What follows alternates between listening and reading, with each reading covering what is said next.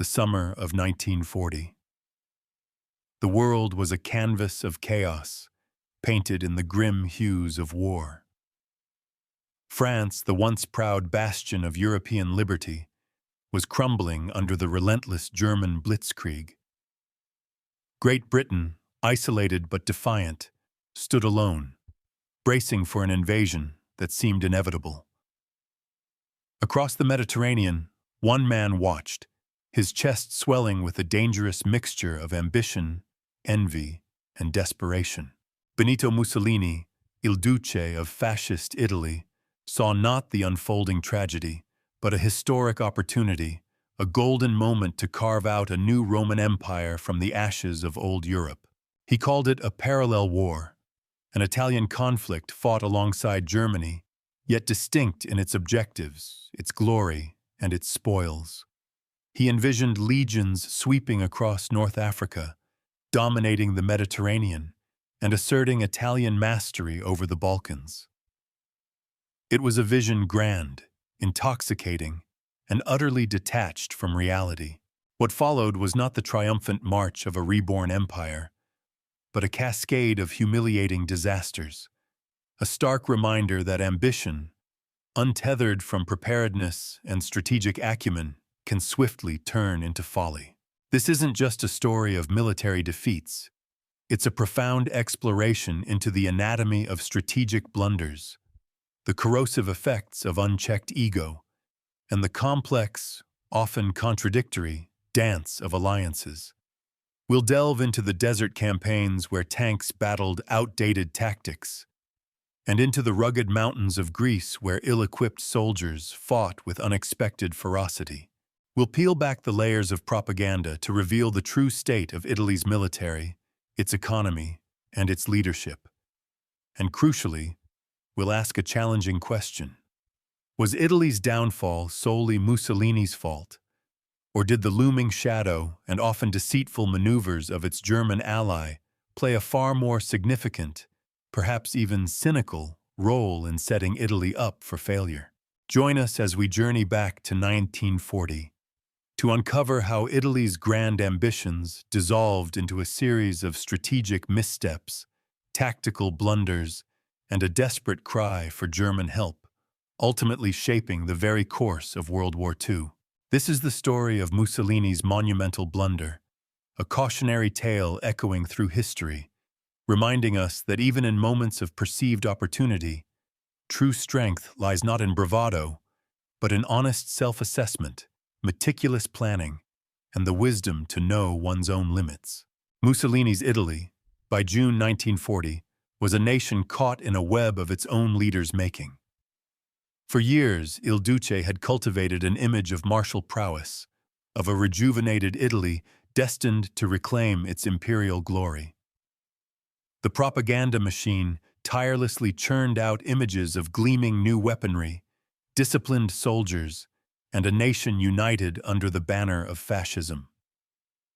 Yet, beneath this carefully constructed facade lay a far more precarious reality. Unlike Germany, which had meticulously planned its aggressive expansion for years, Italy had few concrete plans for action when World War II erupted in September 1939. Their initial neutrality was less a strategic choice and more a confession of unpreparedness. Mussolini's entry into the war on June 10, 1940, was precisely this, an act driven not by readiness, but by opportunistic anxiety. He saw France teetering, Britain reeling, and feared that if he didn't join the fray immediately, he would miss out on the spoils of victory, forever relegated to the sidelines while Hitler reshaped Europe. His hopes were grand, seizing the French fleet, annexing French territories like Corsica and Tunisia, perhaps even carving out new colonies in French Somaliland. These were the dreams of a man who believed the war was already won by his powerful German ally. But the reality of Italy's belated participation in the German invasion of France was a harsh awakening. The Italian army's performance in the Western Alps was, to put it mildly, abysmal. Poorly equipped for mountain warfare, lacking modern communications, and often led by unenthusiastic officers, their advance was slow and costly. German ambitions further complicated matters. Hitler, ever pragmatic, preferred a cooperative, neutral Vichy French regime in the south to a full-scale Italian occupation, which would have been a significant drain on resources and potentially destabilizing. When France surrendered on June 22nd, Italy, despite its declarations, gained little more than a sliver of disputed territory and a profound sense of humiliation. The grand entrance had been a stumble, yet this Italian move, however ineffective on land, did send ripples of alarm through the Allied High Command, particularly in London. With the Channel facing a direct invasion threat, British fears for their homeland soared. This heightened the urgency to secure the Mediterranean, an absolutely vital artery linking Britain to its empire in the Middle East, India, and beyond. Initially, the Royal Navy, ever cautious, recalled ships from the Mediterranean fleet back to British waters to defend the home islands. But Winston Churchill, with his characteristic strategic foresight, quickly cancelled the move. He understood that Britain's long-term survival depended on turning the war into a prolonged attritional conflict. To do that, the Mediterranean, and the uninterrupted flow of resources and manpower it enabled, was indispensable. Italy, a supposed regional power, now found itself directly in the crosshairs of a resurgent British strategy. For decades leading up to the war, Italy had indeed been expanding its imperial reach in Africa and the Balkans. The conquests of Ethiopia in 1935–36 and Albania in 1939 had fueled Mussolini's rhetoric of a reborn Roman Empire. British intelligence, perhaps overestimating Italian capabilities due to these earlier, less challenging campaigns, took these developments seriously. They worried that Italy possessed a formidable air force and a capable navy that could indeed threaten vital sea lanes. This perception, fueled by Italian propaganda and past successes against weaker foes, created a dangerous illusion of strength.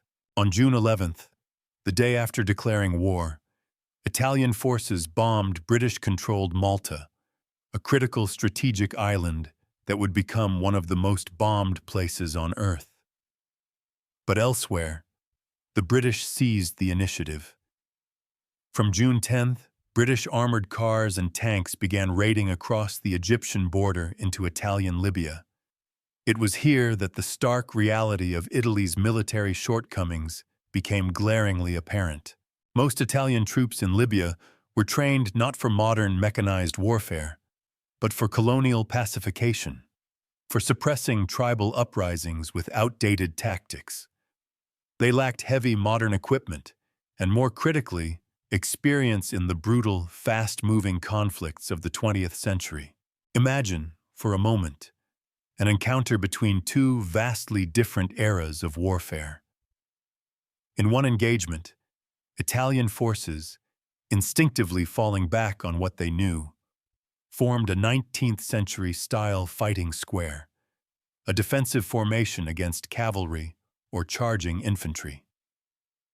Against the lumbering metal behemoths of British tanks, armed with machine guns and cannons, this formation was not just obsolete, it was suicidal. The tanks, with terrifying ease, simply rolled through and destroyed the square. In just 3 months of combat in the Western Desert, the Italians suffered 3,500 casualties for Britain's paltry 150.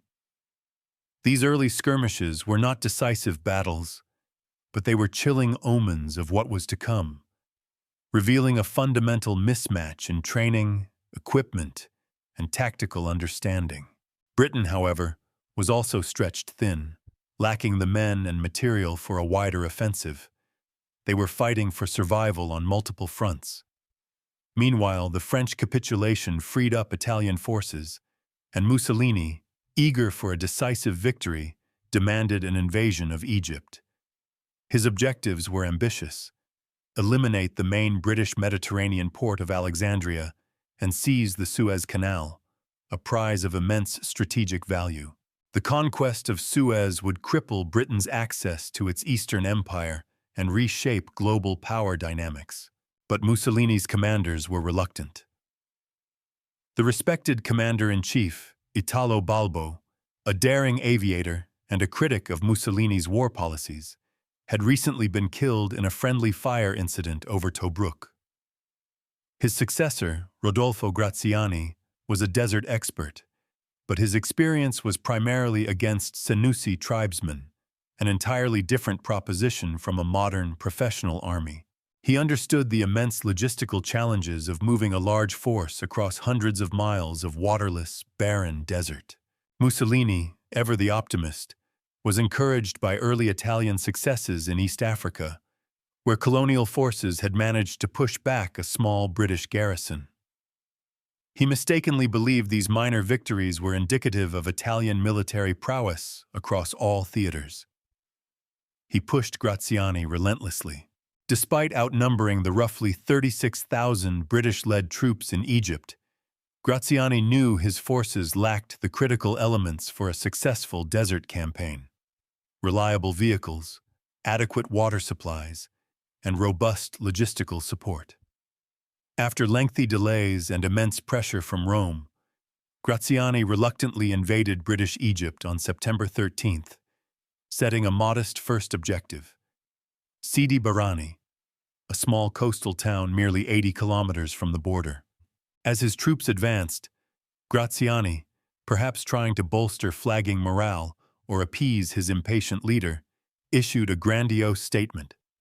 "One wonders when the English will begin to understand that they have just dealt with the best fitted-out colonial army in the world, and when they finally learn to appreciate the valor of the Italian soldier." It was a statement that would soon be exposed as hollow bravado. British troops, following a scorched earth policy, withdrew, leaving the Italians to capture empty territory. Graziani, again reverting to colonial practices, ordered his men to dig in and build fortified camps around Sidi Barrani. This cautious, slow advance infuriated Mussolini, who pressured him to push another 130 kilometers along the coast. But Graziani, intimately familiar with the desert's unforgiving nature, knew his troops, already suffering from heat, thirst, and exhaustion, were unlikely to make it. Mussolini's imperial ambitions were not limited to North Africa. He also harbored designs closer to home, in the Balkans. In 1939, Italy had already established a protectorate in Albania, a convenient springboard for further expansion. From there, Italy looked to expand into Yugoslavia or Greece to link up with the Italian-held Dodecanese Islands in the Aegean Sea. Yugoslavia was initially considered, but Rome deemed it too pro-German. So their gaze fell upon Greece. Galeazzo Ciano, Mussolini's foreign minister and son-in-law, was a fervent proponent of the Greek adventure. He confidently asserted that Greek forces were corrupt and inept, that Greek civilians were indifferent to their government, and that Albanian minorities in Greece would welcome Italian invaders as liberators. It was a picture painted by wishful thinking, colored by colonial prejudices. However, not everyone shared Ciano's optimistic delusion. King Vittorio Emanuele III, the Italian ambassador in Greece Emanuele Grazzi, and Chief of Staff Pietro Badoglio were deeply skeptical. Badoglio, a seasoned military man, warned, "The Greeks are good fighters. They showed it in their last war with Turkey. They were defeated, but they fought valiantly." These were voices of experience and realism, grounded in a more accurate understanding of Greek national character and military history. But Mussolini and Ciano, blinded by their imperial fantasy, ignored these crucial warnings. Even Germany was against an Italian invasion of Greece. Hitler needed peace and stability in the Balkans to secure vital war materials, particularly Romanian oil, which was critical for his own war machine. An Italian attack risked encouraging British intervention, especially since Britain had guaranteed Greek neutrality in April 1939. The presence of British aircraft in Greece could directly threaten those precious Romanian oil fields. Germany, pragmatically, accepted that Greece was in Italy's sphere of influence, but wanted any invasion delayed until after Britain's defeat, a defeat Hitler still confidently expected. Mussolini, though perhaps inwardly seething, outwardly agreed to this delay. Then, in a move that epitomized the fraught and often resentful dynamic between the two Axis dictators, the German Luftwaffe moved into Romania to protect the oil fields. Mussolini saw this as a deliberate slight, another instance of Hitler acting unilaterally, presenting him with a fait accompli.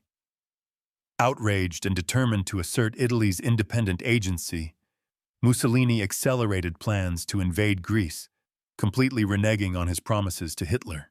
His famously furious declaration captured his wounded pride. "Hitler always faces me with a fait accompli. This time I am going to pay him back in his own coin. He will find out from the papers that I have occupied Greece. In this way, the equilibrium will be re-established." It was less a strategic decision and more a petulant act of geopolitical one-upmanship. The Italian plans for Greece grew from a partial to a complete occupation, but the entire endeavor was rushed, chaotic, and plagued by logistical nightmares. Mass demobilization for the harvest had left military units under strength. Many officers were unenthusiastic, seeing the Greek adventure as a dangerous folly. And critically, Italy lacked suitable Albanian ports to stage such an invasion. The only usable port for troops, Durazzo, was already clogged with barges carrying marble for Mussolini's grandiose fascist building projects back in Italy. This bizarre prioritization of monumental architecture over military logistics meant that many incoming troops did not even have their heavy weapons readily available. Mussolini also hoped Bulgaria would join the attack, but the Bulgarian king, wary of the unpredictable consequences, wisely refused. By late October, around 6 Italian divisions, including the crack Giulia Alpini division, renowned for mountain warfare, were moving towards the Greek-Albanian border. The official assessment was that 87,000 Italian troops would face around 30,000 Greeks. This intelligence, based on Ciano's wildly optimistic and frankly incompetent analysis, ignored more accurate reports suggesting that the Greeks could field 10 times as many men. Italy's aggressive rhetoric and stunningly poor operational security meant that Greek dictator Ioannis Metaxas was fully aware of Italian intentions. He hoped for an orderly withdrawal as far as Mount Othrys, establishing a strong defensive line, though some commanders advocated for a more aggressive forward defense. Luckily for the Greeks, the border's mountainous terrain inherently limited Italian invasion routes, creating natural choke points that favored the defender. Mussolini chose October 28th for the invasion, a date deliberately timed to coincide with Hitler's planned visit to Florence. He intended to surprise his ally with the news of an imminent Italian victory, hoping to bask in reflected glory and reclaim some of his lost prestige. At 3 a.m., after staging a series of manufactured border incidents to provide a flimsy casus belli, Italian Ambassador Grazzi issued Metaxas an ultimatum: allow Italy to occupy key strategic locations in Greece or face war. Metaxas's response, delivered in crisp diplomatic French, was unambiguous. Alors, c'est la guerre. Well then, it's war. His response was later immortalized and popularized as the emphatic Greek ochi, no, a powerful symbol of national defiance that resonated throughout the war. In reality, Italian troops, like Lieutenant Genserico Fontana, were already moving before the ultimatum was even delivered, advancing under the cover of darkness and a heavy, persistent rain. Fontana's poignant diary entry captured the raw emotion of the moment. The night is dark and rainy. Tomorrow we may hope that Mars will favor us. Even though we are few, we have no fear. We have our hand grenades in our pockets, and they don't weigh much. Here comes the dawn, dismal and soundless. It was a somber prelude to what would be a brutal, drawn-out conflict. In the opening attack, the Ferrara, Siena, and Centauro divisions, supported by 163 light tanks, pushed into the Calamus River Valley towards Ioannina, while the elite Julia division attacked in the center around the forbidding Mount Smolicus. A smaller force pushed along the coast. Though the Greeks expected aggression, the rank and file were still shocked when the war actually began. A Greek soldier, Gaglius, recalled, "We woke up around 06:30. We heard thunder from the west. Its brightness was mirrored on the clouds." A rumor was spread that war was declared between Greece and Italy. It was a shock. Nobody expected this news. Our hearts froze. Initial Greek resistance was light, but the relentless rain and the unforgiving terrain immediately slowed the Italians. Greek 8th Division Commander Charalambos Katsimitros made the crucial decision to make a stand at Kalpaki, a strategic point where the Italians would be forced to cross an open plain. From November 2nd, Italian columns entered the area and were immediately met with devastating artillery fire from well-concealed Greek positions. The Greeks lacked anti-tank weapons, a critical deficiency, but their artillery scattered the Italian tanks, and their infantry improvised with remarkable ingenuity, throwing blankets onto the light tanks' tracks to immobilize them, rendering them vulnerable. As the Italians attempted to push through the plain, fierce fighting centered on Gramballa Hill, a key strategic point that changed hands several times in desperate close-quarters combat. When the weather briefly cleared, Italian aircraft bombed Greek positions, adding another layer of terror to the battlefield. A Greek soldier, Chronopolis, recounted the horrors. "An airplane bomb whistled over me and fell into the forest, 20 meters below my tent. A fellow soldier shouted for his foot and called for help. I approached the bomb crater. A body drowned in blood without skull or brains. Beside him, a corporal was still alive. An open wound in his back, and his intestines poured out. He died in my arms. My heart was completely broken from the horror." Such visceral accounts highlight the brutal reality faced by soldiers on both sides, far removed from Mussolini's grand pronouncements. While the Italians struggled at Kalpaki, the Julia division, supposedly Italy's best mountain troops, hit Greek positions in the Pindus Mountains. They made early progress against Greek reservists, but sporadic Greek sniping, the bitter cold, and the abysmal weather conditions, including heavy snow, exhausted and disorganized the attackers.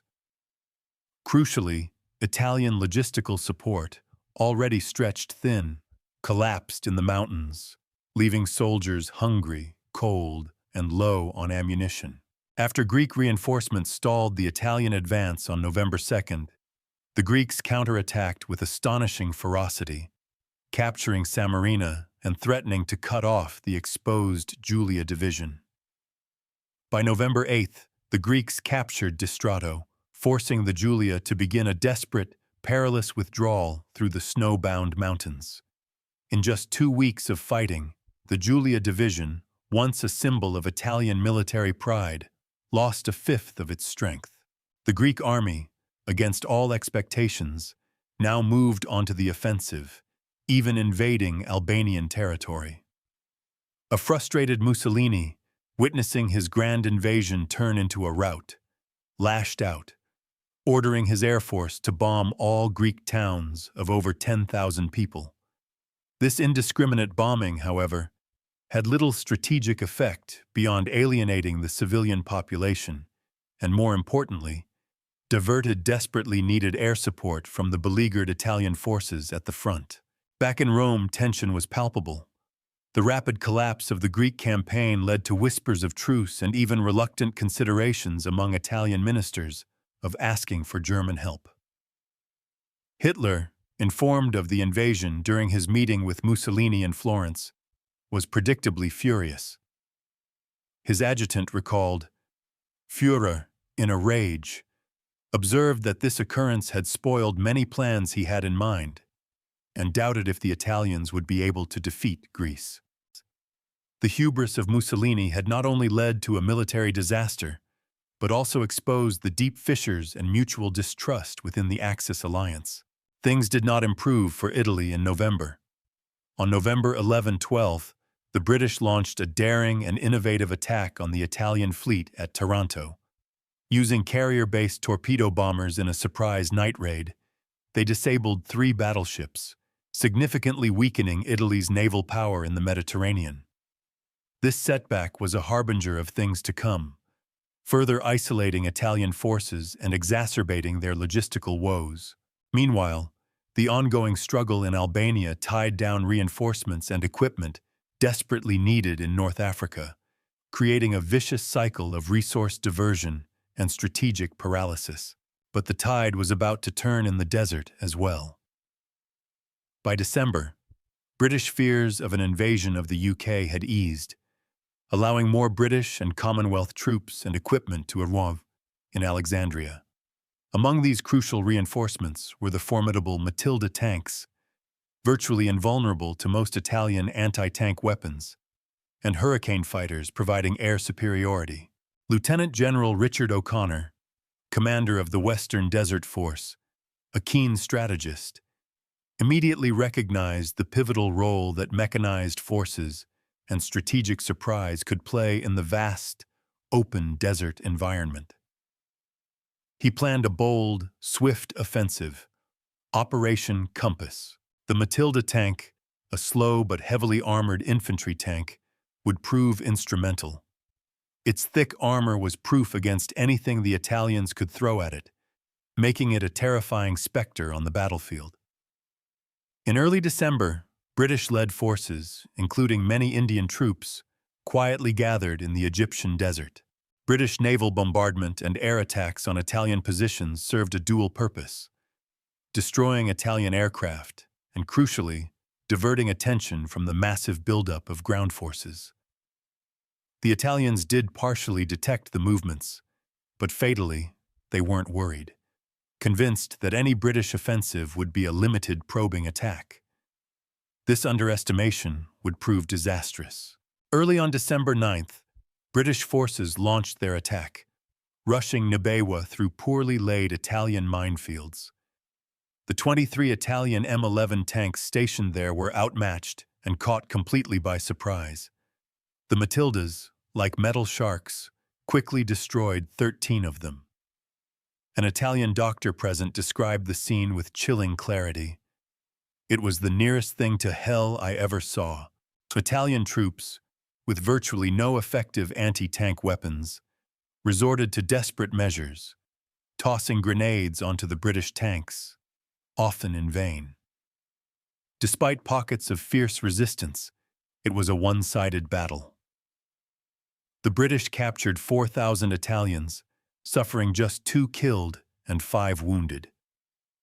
After securing Nibewa, the British assaulted the nearby camp at Tumar West and decisively defeated a counterattack from Tumar East. Meanwhile, the 4th Armored Brigade moved swiftly to cut the critical Sidi Barrani to Bardia Road, trapping the Italian forces. The next day, the assault continued, despite severe sandstorms and surprisingly accurate Italian artillery fire that delayed Shelby force in the east. In some incredible instances, British columns simply followed a compass bearing through the blinding storms, navigating by sheer determination toward their targets. The British captured Maktila with the aid of naval gunfire, but Italian resistance at Sidi Barrani was fierce, forcing Shelby force to temporarily withdraw. Italian morale, however, was already crashing. Tumar East and Point 90 quickly surrendered, and as artillery, air power, and the terrifying Matildas concentrated on Sidi Barrani. It too eventually capitulated. British mobile forces raced west to capture the throngs of fleeing Italians. A British soldier, overwhelmed by the sheer scale of the surrender, reported to his regimental HQ, "Have arrived at the 2nd B in Buk. As far as I can see, there are 20 acres of officers and 100 acres of men." In the first 3 days of Operation Compass, the British captured an astonishing 38,000 Italian troops, 237 guns, and 73 tanks. It was a victory of staggering proportions, a testament to coordinated mechanized warfare against an unprepared, poorly supplied, and tactically outdated enemy. The Italians were not completely defeated, but their forces were shattered. Falling back to new, hastily prepared positions, their strategic foothold in Egypt irrevocably lost. More Greek advances in Albania, pushing the Italian lines even further back, capped off a truly disastrous year for Mussolini. Far from forging a new Mediterranean empire, Italian forces were being pushed back across multiple theaters. In early December, Mussolini, desperate to stem the tide, relieved Pietro Badoglio, the cautious chief of staff who had voiced warnings about the Greek invasion, replacing him with Ugo Cavallero. Rome also introduced wider mobilization and rationing, clear signs of a nation buckling under the strain of war.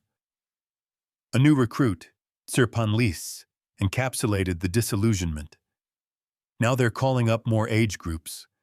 We don't understand anything anymore, and what we hear is pretty bad. For the time being, while they're just handing us empty chatter, all we can do is trust in God." It was a prayer born of fear and uncertainty, a stark contrast to the fascist bravado. By the end of 1940, there was no doubt. Italy had suffered a series of unprecedented military disasters. But why? Why did Italian forces perform so poorly? The answer, as with most historical events, is complex and subject to considerable debate, highlighting the crucial distinction between simplistic narratives and nuanced understanding. After the war, a dominant historical narrative emerged, often emphasizing the supposed poor quality of Italian troops, low morale, a chronic lack of modern equipment, and crucially, Mussolini's flamboyant, but ultimately incompetent personality. This view claimed that Mussolini, driven by imperialistic fantasies and an insatiable ego, rushed into war without adequate preparation, relying more on optimistic propaganda than realistic military assessments. It was a popular and easily digestible explanation, one that seemed to fit the stereotype of the comic opera Italian army. The statistics seem to support this. Only 19 of Italy's 73 divisions were considered ready for war in 1940. Furthermore, Italy's smaller economic base profoundly hindered its ability to mobilize and sustain a modern war effort. At the time, Italy accounted for only 2.7% of world manufacturing output, a stark contrast to Britain's 9.2% and Germany's 10.7%. This industrial weakness translated directly into military deficiencies. Observers also frequently blamed Italian equipment. It's true that Italy heavily relied on obsolete World War I weaponry to equip its troops. While this was partially true for all militaries at the time, Italy's lower industrial capacity prevented the rapid development of new equipment or the mass production of higher quality weaponry, like the formidable 90mm anti-aircraft gun or the excellent Beretta Model 1938 submachine gun, both of which existed but were produced in insufficient numbers. This reliance on older equipment, in turn, meant Italian officers often fell back on older methods of warfare, particularly colonial policing tactics, which were wholly unsuited for modern, mechanized conflicts. In a perverse twist, when modern equipment was available, it was often prioritized for police units, used for internal control and suppressing dissent, rather than for frontline combatants. As a result, Italian troops desperately lacked automatic weapons, reliable vehicles, effective radio communications, and crucially, anti-tank weaponry, as well as the necessary tactical and technical skills for their use in a modern battlefield. Beyond material deficiencies, social dynamics played a significant role. Most of the Italian rank and file were peasants, often poorly educated and deeply resentful of the conservative, aristocratic officer class. These class differences, coupled with poor conditions in the army and harsh, often arbitrary discipline, frequently led to clashes and a pervasive sense of alienation. One conscript mobilized in June 1940 chillingly referenced the widespread rebellions by Italian troops during World War I. All the officers have become like beasts, and they issue punishments fit to break your neck. But once we're on the move, they'll pay for it. We'll do like they did in the last war. This sentiment speaks volumes about the fragility of morale and the deep-seated grievances that simmered beneath the surface of fascist unity. However, a lack of equipment was only part of the problem. In the Greek campaign, for instance, Italian troops were often similarly equipped to their Greek counterparts. The catastrophic failure of the Greek invasion, therefore, is better understood as a result of poor terrain analysis, atrocious planning, and logistical ineptitude. Internal Italian planning was notoriously dysfunctional. Crucially important naval logistical routes were badly prepared, and the Italian Navy often learned about planned invasions less than 2 weeks in advance, leaving them insufficient time to prepare convoys and secure supply lines. The Italians actually had accurate intelligence on Greek troop numbers, which far exceeded Ciano's wildly optimistic assessment, but the High Command, perhaps eager to please Mussolini, simply ignored it. As a result, Italian troops struggled to even achieve numerical parity with the determined Greek defenders in many key sectors. They also relied too much on hopeful outcomes they couldn't control, such as promised Bulgarian assistance, which never materialized, and a largely imagined pro-Italian uprising within Greece. But what if this traditional narrative, while containing elements of truth, misses a larger, more insidious factor? What if the blame for Italy's failures lies, at least partly, elsewhere? There is a compelling argument, notably advanced by historians like James Sadkovich, that Germany played a far more significant, if often indirect, role in Italian failures than previously thought. This alternative view suggests that while Mussolini certainly roused Italian patriotism with talk of empire, he was also keenly aware that Italy was desperately unprepared for a major war. Unpreparedness, Sadkovich points out, wasn't a uniquely Italian problem. While only 24% of Italian divisions were considered ready in 1940, a mere 34% of German divisions were similarly prepared in September 1939. Even the mighty Wehrmacht had significant growing pains. Sadkovich argues that Mussolini may have been a much less enthusiastic participant in the so-called Pact of Steel with Germany than is commonly believed. He suggests Mussolini joined the Axis partly to restrain Hitler's expansionism, acting as a brake rather than an accelerator. There's even evidence he considered breaking the alliance in December 1939. In any case, there was little practical cooperation between the two Axis powers, and both sides, driven by distrust and national self-interest, kept their strategic plans from the other.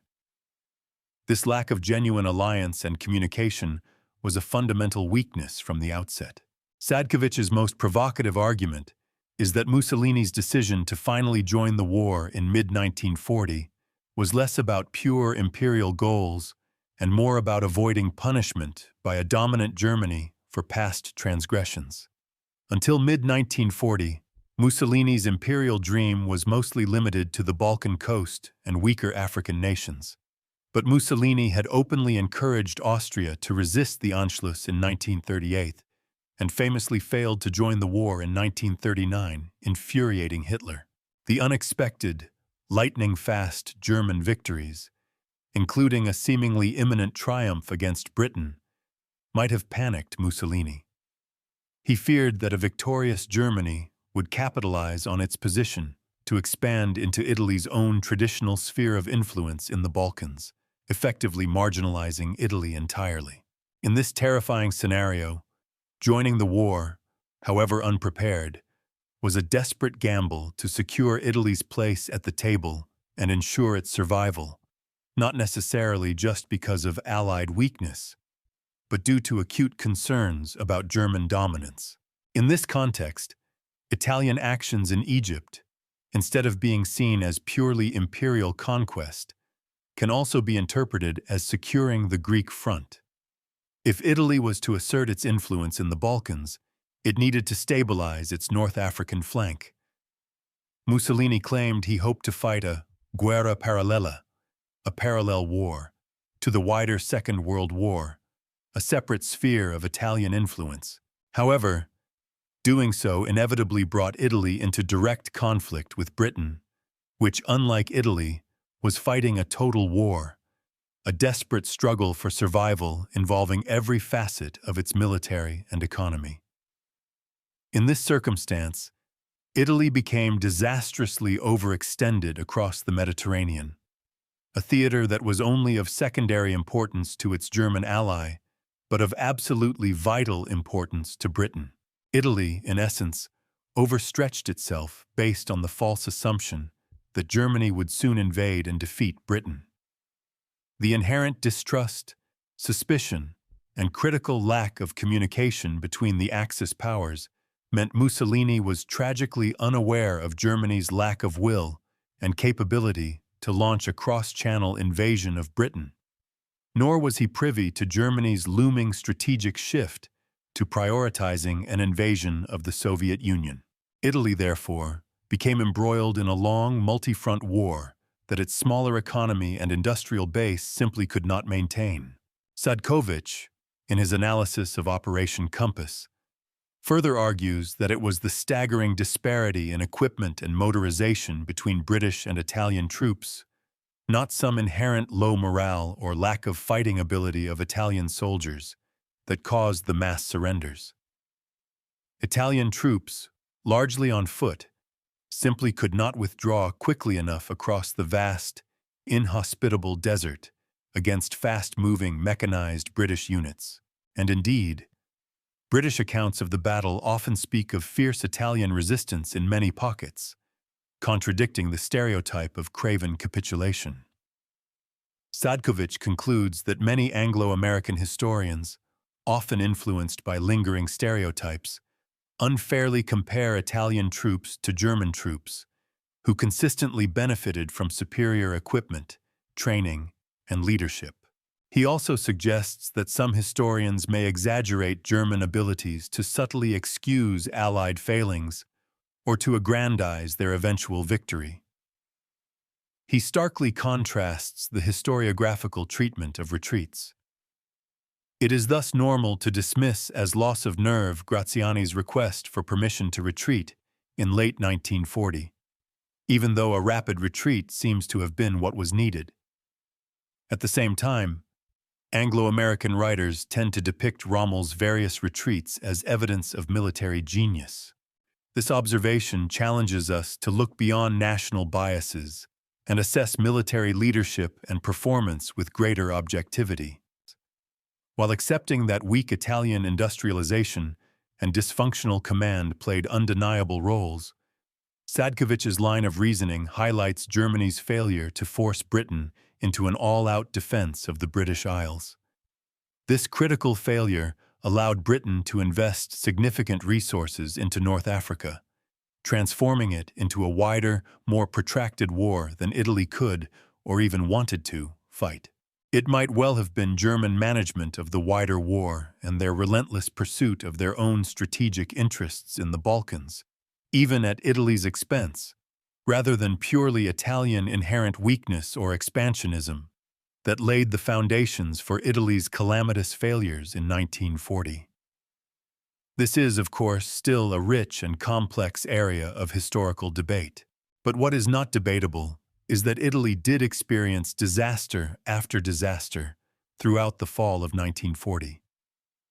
Facing complete collapse, Mussolini, his pride thoroughly chastened, reluctantly sought German help. Germany, which had paid little attention to Italian capabilities or needs, now reluctantly agreed to shore up a seemingly unreliable ally, not out of benevolence, but out of strategic necessity to prevent a complete Axis collapse in the Mediterranean. As one Wehrmacht commander famously put it, the help was unwillingly given and unwillingly accepted. On December 14th, Hitler issued Directive No. 20, ordering preparations for wider German intervention in Greece, a move that would eventually lead to the conquest of the Balkans. Meanwhile, as Italian troops continued to fall back in North Africa into early 1941, a newly promoted German commander and his troops were heading for Libya, Erwin Rommel and the Afrika Korps. The parallel war was over. Italy was now utterly dependent on Germany. The story of Mussolini's blunders in 1940 offers a compelling and multi-layered lesson, one that transcends the battlefields of World War II and resonates with relevance even today. Firstly, it's a stark illustration of the perils of hubris and unchecked ambition. Mussolini, blinded by visions of a reborn Roman Empire and personal glory, initiated military campaigns for which his nation was utterly unprepared. His ego overrode strategic common sense, intelligence reports, and the warnings of his own experienced commanders. This is a timeless lesson for any leader or organization. Self-delusion, no matter how grand, is a dangerous foundation for action. Secondly, the Italian experience highlights the critical importance of logistics and industrial capacity in modern warfare, and indeed in any large-scale endeavor. Italy's smaller industrial base meant obsolete equipment, insufficient supplies, and a failure to mechanize its forces. Even the most valorous soldiers cannot fight effectively without the tools and support they need. This translates beyond military strategy to any complex project. A grand vision is meaningless without the underlying resources, infrastructure, and meticulous planning to execute it. Neglecting the mundane, the behind-the-scenes work of supply chains and manufacturing, can doom even the most brilliant strategy. Thirdly, it exposes the dysfunctional nature of an alliance built on distrust and differing objectives. The Pact of Steel, rather than being a unified front, was a marriage of convenience fraught with mutual suspicion, competition, and a constant undercurrent of resentment. Mussolini's decision to invade Greece was less about strategic gain and more about asserting his independence from Hitler, a move that backfired spectacularly and left Italy utterly dependent on its more powerful partner. True collaboration requires open communication, shared goals, and a willingness to set aside individual egos for the common good. Without these, alliances become liabilities. Finally, the historiographical debate around Italy's performance, the shift from blaming inherent Italian military weakness to understanding the deeper geopolitical pressures and equipment disparities, offers a crucial lesson in critical thinking and avoiding stereotypes. It reminds us that history is rarely as simple as it appears, and initial narratives, often shaped by wartime propaganda or post-war triumphalism, can obscure more complex truths. We must always question the easy answers, dig deeper into the evidence, and consider multiple perspectives to truly understand why events unfold as they do. To dismiss a nation's efforts based on simplistic generalizations is not only unfair, but prevents us from gleaning the profound, nuanced lessons that history offers. Mussolini's blunder in 1940 wasn't just a military defeat. It was a profound strategic miscalculation, a testament to the destructive power of ambition divorced from reality, and a potent reminder that even in the grand theater of world events, the smallest gears of logistics, morale, and genuine partnership can determine the fate of empires. The parallel war collapsed because it was parallel only in name, a singular delusion in a world engaged in a total existential struggle.